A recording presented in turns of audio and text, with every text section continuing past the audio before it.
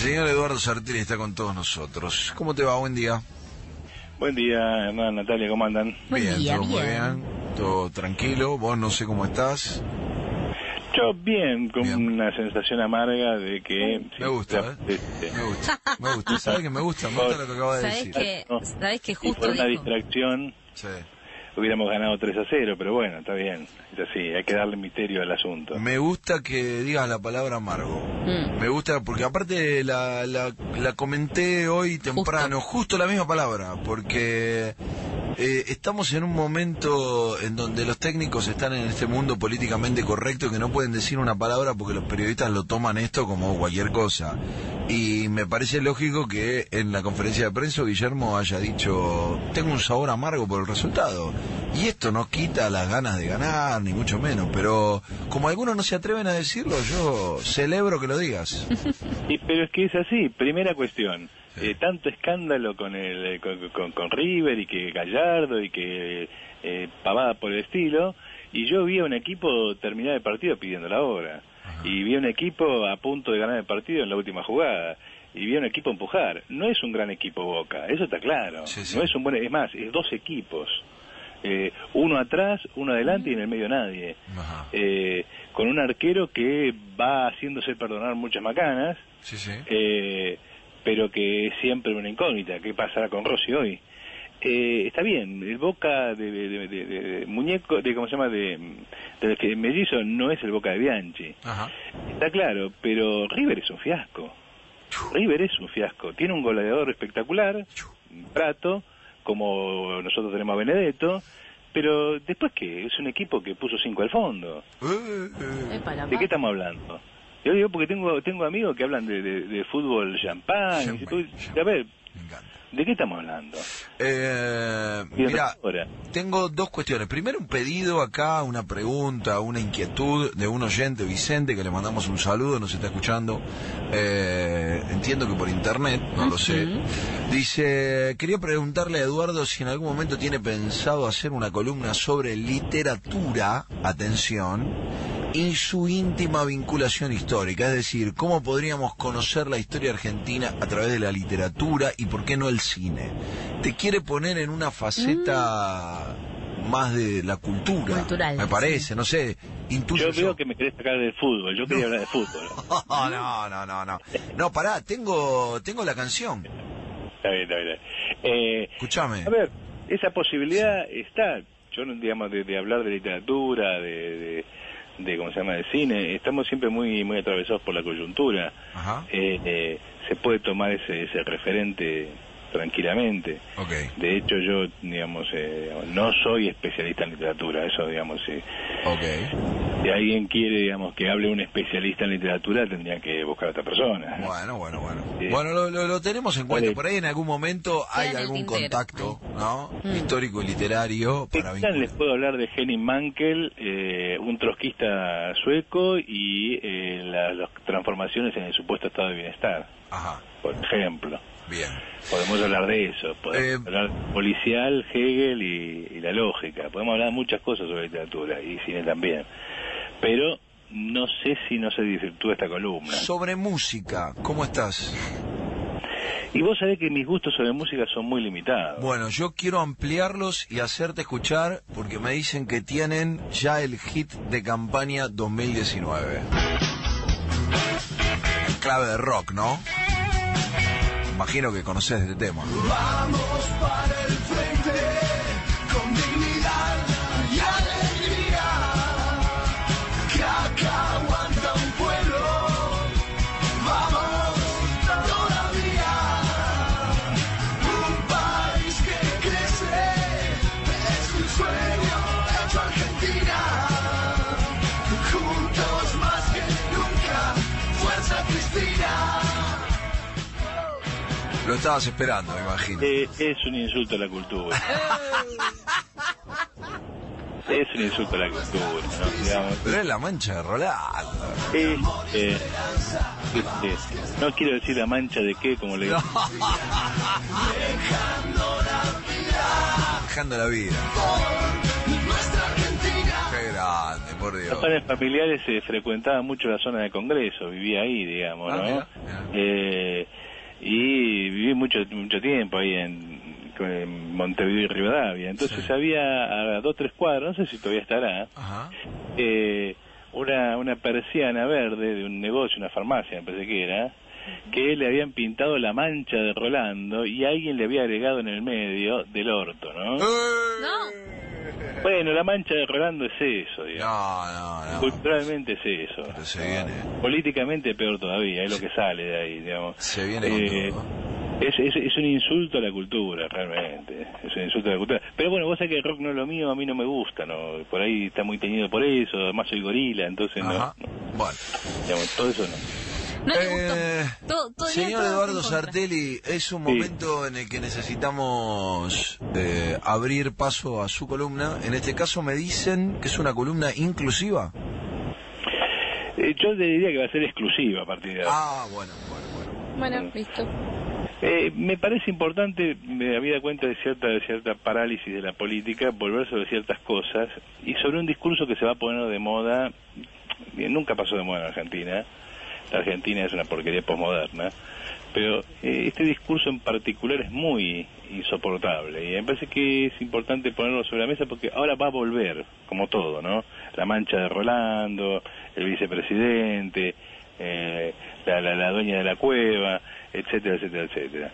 Todos esos van a volver y entonces ya están agitando el discurso con el cual van a volver, ¿no? Es una cosa, digamos, si vos querés, recurrente, un discurso que yo te diría que es tan omnipresente que ni siquiera, digamos, tenés que irte muy a la izquierda o muy a la derecha para encontrar gente que lo rechace. O sea, está Esper por un lado y probablemente yo por el otro. Que es el discurso de la inclusión. Palabrita que va de moda, que estuvo de moda y que se llevó también adelante con otra como exclusión, ¿no? Y también marginalidad, está ligada a la expresión extensión de derechos o también a ese nuevo adjetivo que es antiderechos. Son palabritas que además, digamos, que cuando alguien las mezcla con identidad, te sale un cóctel completamente reaccionario con cara de progre de izquierda argentino. Y a cualquiera que critique semejante cosa, lo tildan de estalinista. Vos sabés que después de la columna en la que hablamos de la posibilidad de un Bolsonaro y que vos recorrías un poco el análisis sobre esta situación que además se hace carne en todos los medios porque es interesante para levantar armas y ir contra los extranjeros y cosas por el estilo, en cada análisis que escucho más perfectamente calza la mirada que vos planteabas sobre un proceso que se da en nuestra sociedad de que resolver los problemas de la minoría enfurece a las mayorías y no marca más que una dirigencia inútil para resolver los verdaderos problemas, ¿no? O sea, tratar de resolver con los favores a las minorías lo que no puede resolver en la totalidad de las necesidades de la sociedad, ¿no? Bueno, es exactamente esto, la ideología de la inclusión, junto con la política de la identidad, y si nos proyectáramos al mundo feminista, lo queer, van todos en el mismo sentido, en el sentido del maquillaje de la explotación capitalista. Yo ahí puse en Facebook una frasecita muy tonta, si vos querés, nada del otro mundo, del estilo de la inclusión vendría a ser algo así como la explotación para todos y todas. Y por supuesto eso, digamos, lanzó las furias de cuanto kirchnerista e incluso gente de izquierda que se pone revolucionaria anda por ahí tildándome de facho, estalinista, o sea, cosas que se contradicen en sí mismas, digamos, y de reaccionario, antiderechos y cosas por el estilo. Y a mí me parecería importante a ver si podemos pensar un poco qué significa esto de la inclusión o de la marginalidad, como estaba más de moda. Marginalidad estaba más de moda en los años 70, ¿no? ¿Qué significaría la marginalidad? Bueno, hay gente que está al margen, que no forma parte de la vida social normal. Marginalidad alude a cierta situación social, porque de alguna manera hay un espacio y alguien está fuera de ese espacio o en el margen. Lo de inclusión o exclusión ya es una cosa más subjetiva. Se siente incluido o no se siente incluido, se siente excluido o no. Con lo cual se hace más difuso. O sea, el concepto de inclusión, que no tiene ninguna importancia como concepto, pues es un absurdo, es todavía peor que el de marginalidad. ¿Por qué digo marginalidad? Porque la gente puede utilizar marginal en el sentido de aquel tipo que no se comporta como el resto por razones de orden del más variado tipo. Si un marginal, alguien que no respeta la ley, no sé, va desde Robin Hood hasta, qué sé yo, algún lumpenproletariado de patota de fútbol. Pero no, marginalidad en el sentido que se usa normalmente en el mundo de las ciencias sociales, en este discurso del que hablamos, presupone que hay gente que está fuera del sistema. Por ejemplo, los desocupados. Eso es un error teórico muy grave. Los desocupados forman parte del sistema. Si no hubiera desocupados, los salarios serían mucho más altos. La función de los desocupados, esto ya lo explicaba Marx hace 150 años, e incluso antes de Marx, los llamados filósofos de la manufactura.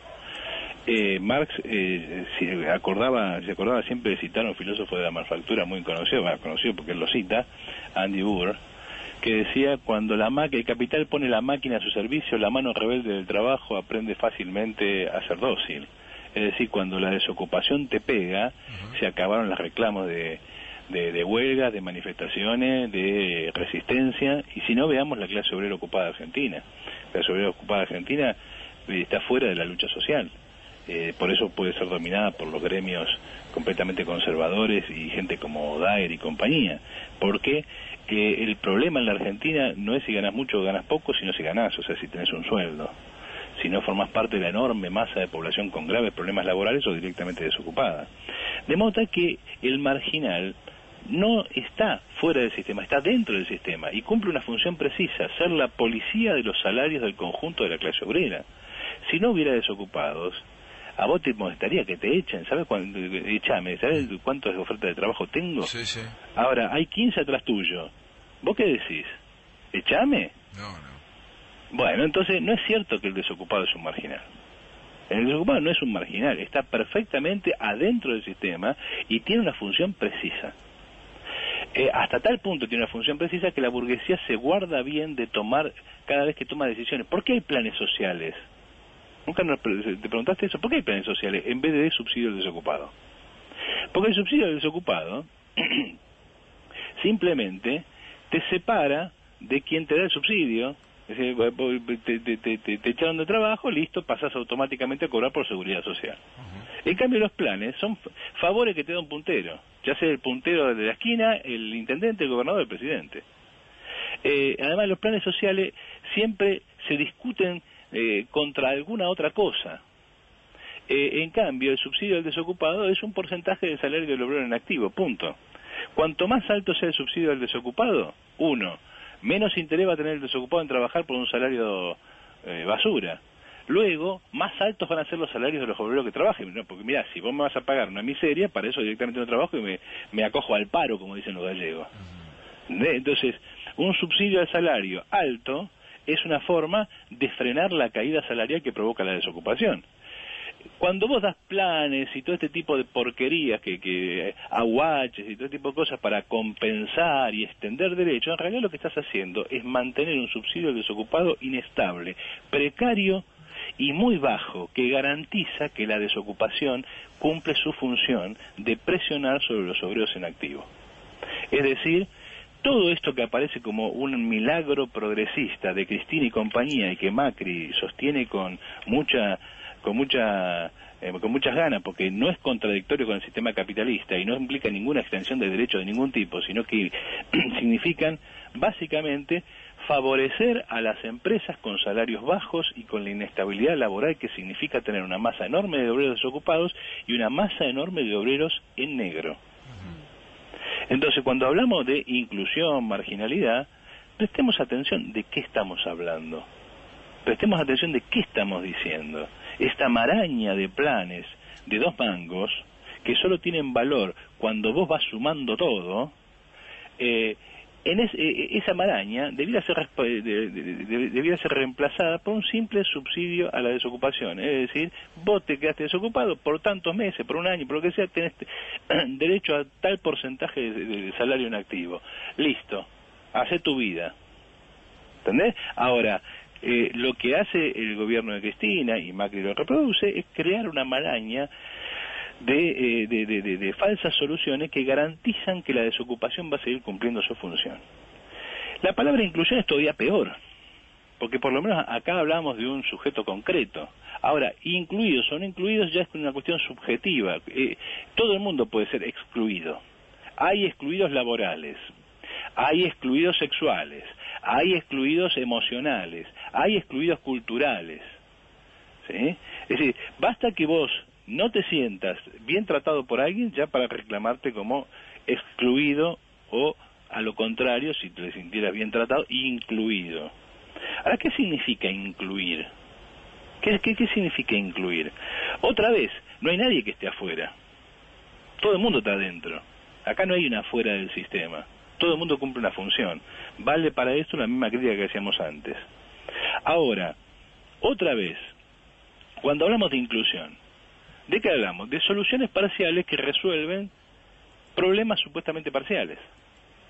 Otra vez, el gran problema no se resuelve, no lo quiero resolver, prefiero esta vía, porque esta vía es más barata, pervierte la situación, crea un sistema de punteril que hace que mucha población dependa de mí, y sobre todas las cosas, y esto es lo más importante, hace creer que hicimos algo. Es más, a ese algo le llamamos extensión de derechos. Por empezar, los derechos son fantasmagorías. Vos tenés derecho o no tenés derecho si podés reclamar algo, si no, no existe tener derecho. Pero por otro lado, ¿qué significa extensión de derechos bajo la sociedad capitalista? Vos sos un explotado. No hay otro interés que vos puedas tener que el hacer cesar la explotación. Por lo tanto, la idea de que un gobierno capitalista puede extenderte derechos es una contradicción en sus términos, salvo que entiendas por derechos migajas de la explotación. Es decir, salvo que entiendas por derechos, yo te voy a mantener en condiciones tales que a vos te parezca que más o menos alguien se ocupa de vos, que vivís con dignidad. Lo sustancial no se modifica. Este discurso de la extensión de derechos no es más que una versión remozada de Juan B. Justo. Es decir, vamos a ir cambiando las cosas poquito a poquito, y algún día estaremos en otro lugar. Bueno, Juan B. Justo por lo menos tenía la utopía de el socialismo, o sea, algún día habremos transformado radicalmente la sociedad. Pero esta gente ni siquiera eso, cree que la vida es una especie de lento mejorar, carece de toda perspectiva sistémica, es decir, no ve el problema en su conjunto, y como no ve el problema en su conjunto, no resuelve ningún problema. Este discurso además coloca a todo el mundo en la misma bolsa. Es lo mismo un excluido laboral que un excluido de su identidad. Y además no vemos las contradicciones internas de todo eso. Por ejemplo, que hay un debate interesante en el seno del feminismo, que la política queer excluye del feminismo a las mujeres. Ahora, el sujeto del feminismo no son las mujeres. Es más, las mujeres ya no tienen derecho a usar la palabra vagina, porque eso significaría excluir a los travestis o transexuales. Las transexuales no tienen vagina. ¿Qué tienen? Un agujero de adelante. Vos reíte, pero en Estados Unidos y en Inglaterra, y todo lo que pasa allí tarde o temprano se desplaza a, no se ve bien, y hasta puede ser penado, hablar de vagina. ¿Por qué? Porque eso significaría excluir a las transexuales. Conclusión. Por la vía de inclusión de las transexuales, se excluye a las mujeres que ya no tienen vagina. ¿Se entiende cómo todo esto es un disparate? Yo lo que entiendo es que a vos te encanta no hacer amigos. O sea, uno de tus principales trabajos es cómo hacer que la gente se ponga verde. Te entiendo claramente, entiendo a dónde vas. Y me parece que está claro esta lógica de me sirve que seas así. Bueno, a ver, hay un sector muy importante que cada vez lo dice más a voz en cuello, que la manera de operar durante años del partido del poder es precisamente mantener ese sector de la población con carencias necesarias y con una lógica para ir en busca de la mano benévola del subsidio. Está bien, pero eso lo tiene que decir Cursarida.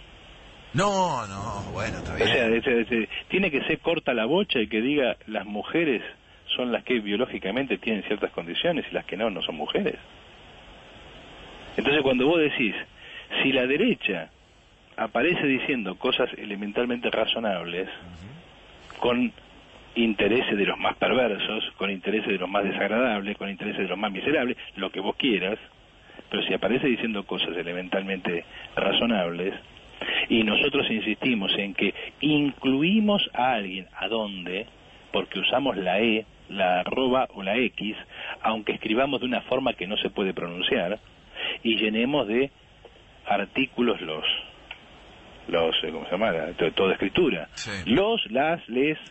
Sí. Bueno, si nosotros entramos en ese delirio que es la política queer, que categoriza junto con el resto de esta melange ideológica a cualquiera que se oponga a esto como antiderechos.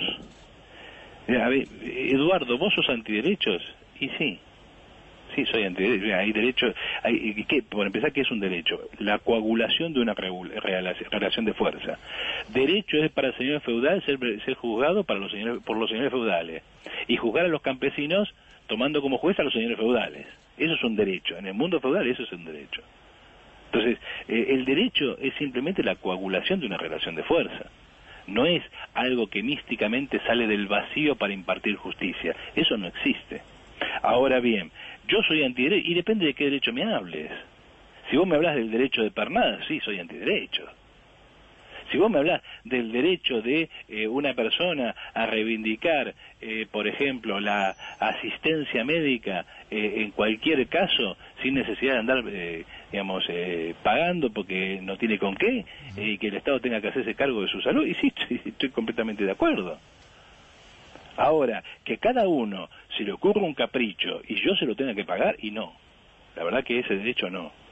Y que porque a mí se me antoja el mundo tiene que ser de otra manera, así como a mí se me antoja, no me importa lo que los otros... no, y sí, yo de esos derechos no.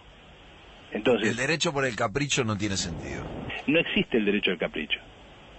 Lo que existen son relaciones sociales, y de esas relaciones sociales nacen capacidades y formas de organización que son capaces, por valga la redundancia, de ejercer y de conseguir ciertos resultados favorables, entre comillas, derechos. De algunos de esos estoy a favor, de otros estoy en contra. La expresión antiderechos, vos sos antiderechos, nos lleva a todo este mundo de la política reformista y en las condiciones argentinas de un reformismo miserable. No puedo resolver realmente los problemas de las personas trans y travestis. No puedo resolver, por ejemplo, el problema de, del travesticidio, un flagelo terrible. ¿Sí? Ese problema habría que resolverlo. Bien, que alguien elija esa condición no quiere decir que alguien tenga derecho a tomar su vida por eso. Estamos diciendo un disparate. Y en la sociedad argentina y en la sociedad mundial existe el travesticidio. Sí. Hay muchas de esas personas que mueren víctimas de actos de violencia de la peor especie. Eso hay que resolverlo, eso no puede ser. Ahora, que vos creas que extendiste derechos porque ahora las travestis van a ser más visibles porque en vez de A y O binario va a haber E, entonces o me estás cargando, o sos un idiota o sos un cretino. No hay mucha vuelta. No hay mucha vuelta, porque el problema no se resuelve con el cambio de una letra, ni se mejora, ni nada por el estilo. Entramos en esta política miserable de la supuesta extensión de derechos.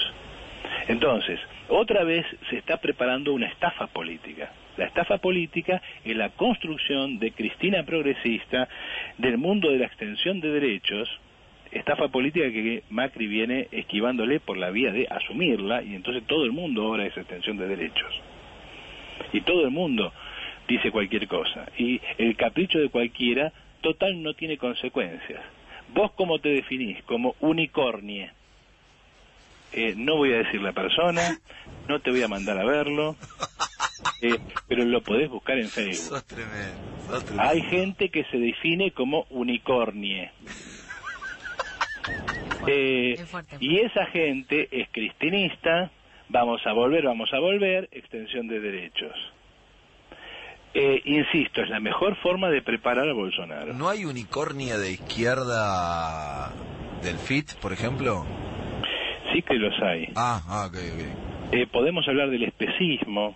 Okay. Podemos hablar de que si te comes una salchicha sos asesino. Podemos hablar de ese tipo de disparate también. Bueno, hagamos una Podemos cosa. hablar de gente que defiende a los cerdos porque dice que un cerdo se reconoce en el espejo y por lo tanto tiene la inteligencia de un niño de 4 años. Bueno, escúchame. Por lo tanto, yo... Sos zarpado. No puedo más. No, pero Yo estoy tratando... Escuchame, hagamos una cosa. La seguimos en Guerrín, siempre y cuando no nos vengan a golpear el vidrio. Yo te diría que la sigamos en Guerrín y aprovechemos a ver si hay algún cerdo que a los 4 años ha compuesto, digamos, sinfonías de estilo Beethoven y que nos amenice la velada. Que tengas una buena semana. Un abrazo. Chao, chao. Estamos con Eduardo Sardelli. La consigna es zarpado. Hoy es concreto, ¿eh? Sí. Hoy es concreto, ¿eh? Sí. Hoy es concreto, ¿eh? Sí. Hoy es concreto.